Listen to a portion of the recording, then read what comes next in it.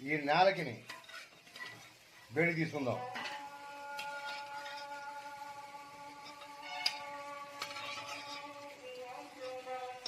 ఆరిన తర్వాత క్లీన్ చేసుకుందాం.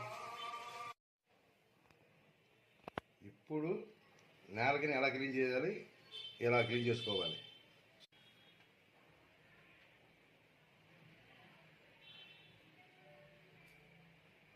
చూసారా, పైన ఉండే తెల్లగా ఉంటుంది, నేలకి మొత్తం పేరుకుపోయి ఉంటుంది. అది మనం తినకూడదు. తింటే క్యాన్సర్ వచ్చే ఛాన్సెస్ ఉన్నాయన్నమాట. అందుకని ఇంత నీట్గా అది క్లీన్ చేసుకోవాలి. చిన్న చిన్న ముక్కలుగా కట్ చేసుకోండి.